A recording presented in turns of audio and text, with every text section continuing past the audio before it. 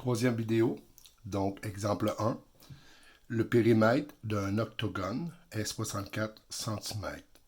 Que vaut donc son aire? On veut donc trouver l'aire de l'octogone.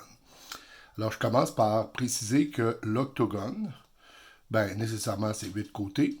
Ça, j'avoue que c'est du par cœur. Hein? Et donc, il y a 8 gones. On se souvient que le nombre de côtés est toujours égal au nombre de gones. Et les gones, c'est les triangles isocèles. Ce qui veut donc dire 16 demi-gones. 2 fois plus. Alors, ce que je fais, je dessine un triangle rectangle qui est mon demi-gone. Ça, c'est l'angle au centre. Donc, ça, c'est le centre du cercle ici. Et ça tourne comme ceci. Alors là, la première des choses que je pourrais faire, ça serait de trouver l'angle qui est ici.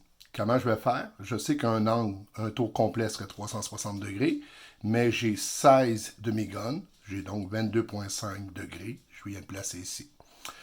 Ensuite, je vais trouver le côté qui est ici, le 4 qui est ici. Comment je le trouve?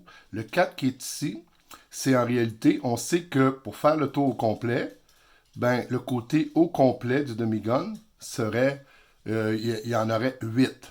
Donc, ce côté-là ici, il y en aura donc 16. Alors, je prends le périmètre qu'on me donne, c'est-à-dire 64, et je divise par 16, et ça me donne que ce côté-ci mesure 4, puisqu'on fait le tour.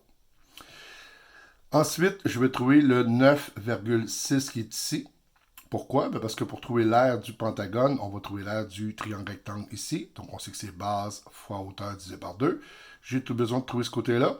Et le côté qui est ici, 9,66, je le trouve avec la tangente. Donc, la tangente de 22,5, c'est le côté opposé 4 sur le côté ici que je cherche, que j'appelle x. C'est ce que j'ai marqué ici.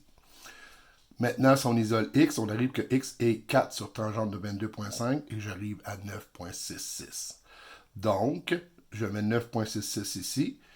Et ceci est terminé parce que l'aire de l'octogone, c'est donc 16 fois l'aire d'un seul triangle rectangle, c'est-à-dire l'aire d'un demi-gone. Donc, 16 fois l'aire de ce demi-gone, qui est 4 fois 9,6 divisé par 2. Et ceci nous donne 309,12 cm². J'espère que l'explication est claire. C'est toujours un peu comme ça. Il y en a des plus durs, mais en général, c'est ceci. Je vais essayer de trouver un exemple 2 que je ferai plus tard. Merci.